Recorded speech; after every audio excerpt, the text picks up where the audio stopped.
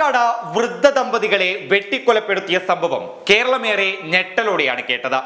ഇക്കഴിഞ്ഞ തിങ്കളാഴ്ചയായിരുന്നു പാലക്കാട് പുതുപരിയാരം ഓട്ടൂർക്കാവിലെ വൃദ്ധ ദമ്പതികളെ കൊല്ലപ്പെട്ട നിലയിൽ കണ്ടെത്തിയത്.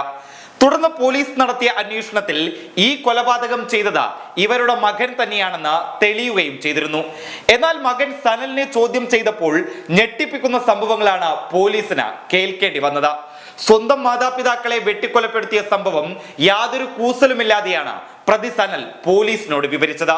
സംഭവ ദിവസം മകൻ സനലും കൊല്ലപ്പെട്ട ദേവിയും തമ്മിൽ വീട്ടിൽ വെച്ച് ഒരു വാക്കുതർക്കം നടന്നിരുന്നു. അമ്മ വെള്ളം ചോദിച്ചതിനെ തുടർന്നാണ് ഈ വാക്കുതർക്കം ഉണ്ടായത്. വാക്കുതർക്കം കടുത്തപ്പോൾ അടുക്കളയിൽ നിന്ന് അരിവാളും കൊടുവാളും എടുത്തുകൊണ്ടുവന്ന മകൻ സനൽ അമ്മയെ വെട്ടി വീഴ്ത്തുകയായിരുന്നു. അമ്മയെയാണ് ആദ്യം വെട്ടിയതെന്ന് സനൽ പോലീസിനോട് സമ്മതിക്കുകയും ചെയ്തിട്ടുണ്ട്.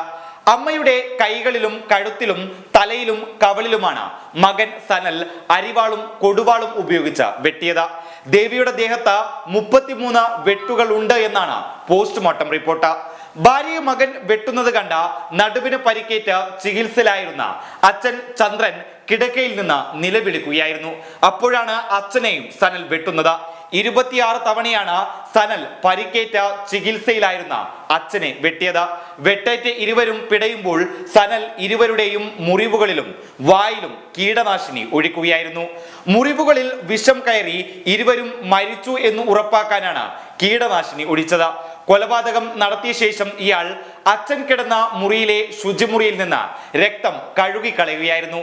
ഇതിനുശേഷം അമ്മയുടെ മൃതദേഹത്തിന് സമീപത്തിരുന്ന സനൽ ആപ്പിൾ കഴിക്കുകയും ചെയ്തിരുന്നു. സനൽ തന്നെയാണ് ഇക്കാര്യം യാതൊരു കൂസലുമില്ലാതെ പോലീസിനോട് വിശദീകരിച്ചത്. കൊലപാതകത്തിന് ശേഷം ചോര പുരണ്ട ഷർട്ട് പിന്നിലെ വിറകുപുരയിലെ വിറകുകൾക്കിടയിൽ ഒളിപ്പിച്ച സനൽ കുളിച്ച വൃത്തിയായ ശേഷം പിന്നിലെ വാതിൽ തുറന്ന് അതുവഴി രക്ഷപ്പെടുകയായിരുന്നു. ഇതേസമയം ഇവരുടെ മകൾ സൗമിനി എറണാകുളത്ത് നിന്ന് അച്ഛനമ്മമാർക്ക് ഫോണിൽ വിളിച്ചെങ്കിലും പ്രതികരണമൊന്നും ലഭിക്കാതെ വന്നപ്പോൾ മകൾ അയൽവാസികളെ ഫോണിൽ ബന്ധപ്പെടുകയായിരുന്നു.